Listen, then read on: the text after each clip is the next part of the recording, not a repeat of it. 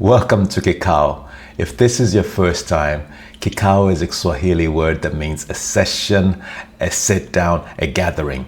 And that's what this podcast is about. It is your seat at the table for conversations about resilience, reinvention, and building a better life. In episode 4, we talked about resilience, how to stay strong when life gets tough. But resilience alone is not enough. Today, I want to explore something that goes even deeper: identity. Because here's the thing, you can bounce back from challenges, but if you don't know who you are when you stand back up, you're just going to keep on drifting.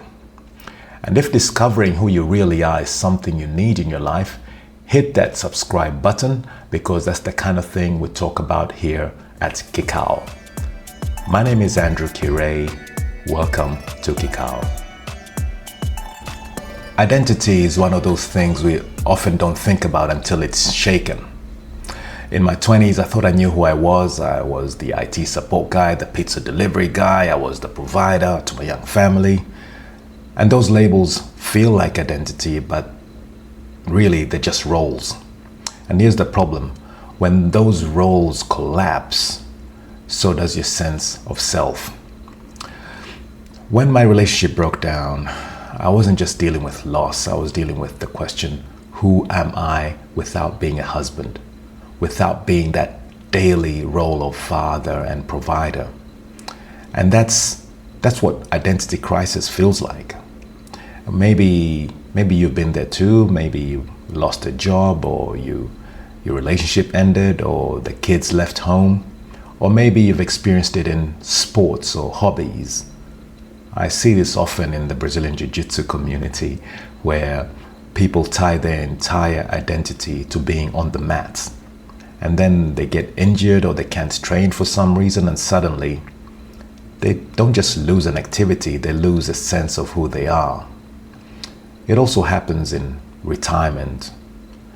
For decades, maybe you identified as being the professional, the business owner, the leader. Then one day that chapter ends and you're left asking, without my work, who am I? And that's the danger when our identity is built too tightly into one thing. When it's taken away, even temporarily, you're left asking the scarier question, who am I really? If you ever felt that disorientation, smash that like button. It tells the YouTube algorithm that this message is one that more people need to hear.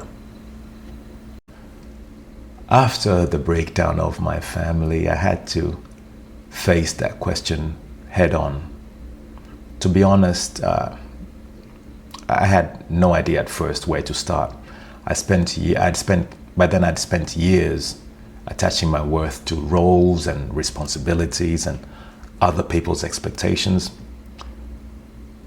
When all that was stripped away, I felt like I was standing in front of a mirror and I didn't recognize who was looking back at me.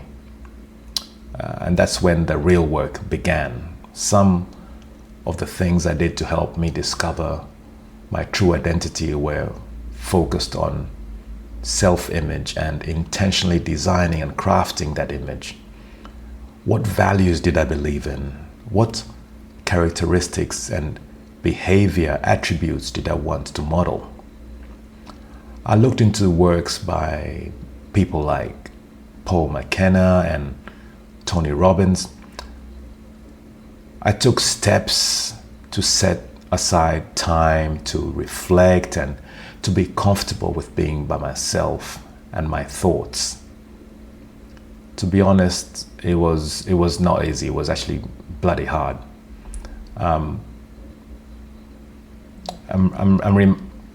It reminds me actually of one of my favorite comedians, Bill Burr, who often jokes about how most of us, he says most men, but I think most people tend to shove our emotions down, just shove it down, he says.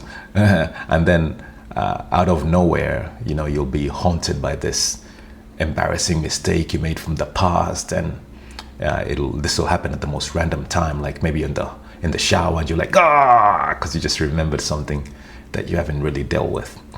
And that was me. Sitting alone with my thoughts wasn't some kind of Zen monk experience. It was awkward. It was confronting, but it was necessary. It wasn't an overnight transformation. In fact, many times during the process, I stumbled under the effects of negative programming, from the past that had been with me for years. But bit by bit, I slowly started to see the life I wanted manifest around me. And that's the thing about identity. It isn't built in a single decision. It's shaped by repeated choices. It's tested through setbacks. And it's also strengthened every time you step up and stand by the person you're trying to become. Till today, it's still an ongoing process. I don't think you ever really arrive, and honestly, I wouldn't want to, because the moment you think you've got yourself completely figured out, life usually throws something at you and just humbles you. So, how do you actually discover or rebuild your identity? Here are 4 things that have worked for me, and they apply whether you're 16 or 60. Number 1, separate roles from values.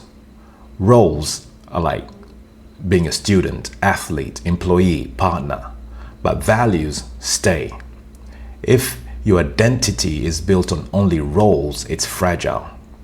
If it's built on values, it's unshakable. Number 2, ask better questions. Instead of who do others want me to be, start asking who do I want to be. That's not selfish, it's clarity.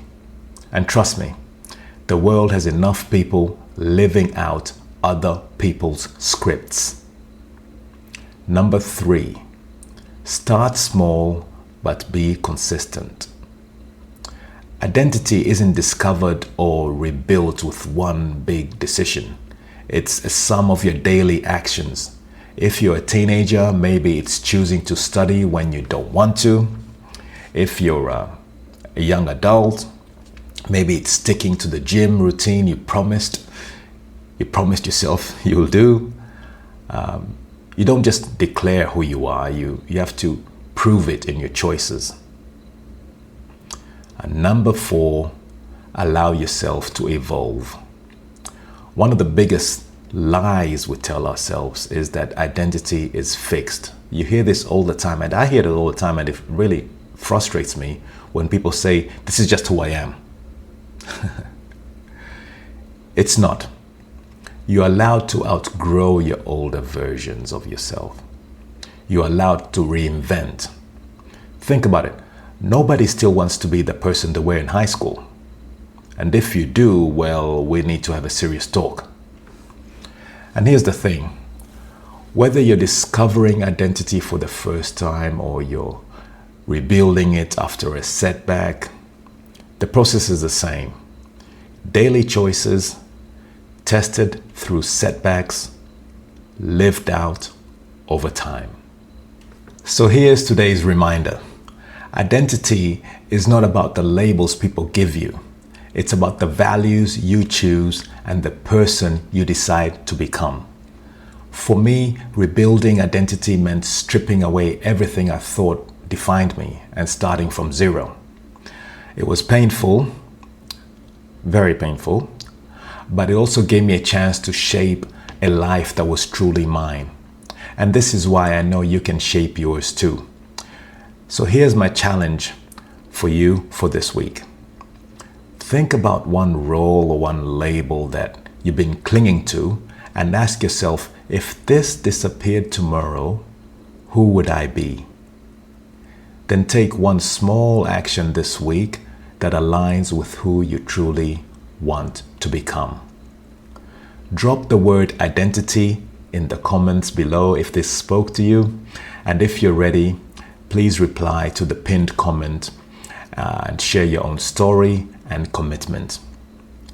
And before I wrap up, I just want to say thank you. Thank you every time you decide to spend time with me here at Kikau. It means a lot. Thank you for choosing to spend this time here, and trust me, I do not take it for granted. Finally, don't stop there. Go watch episode 4, which is the Resilience Blueprint. It ties directly to what we talked about here today. My name is Andrew Kirei. Thank you, and see you at the next Kikau.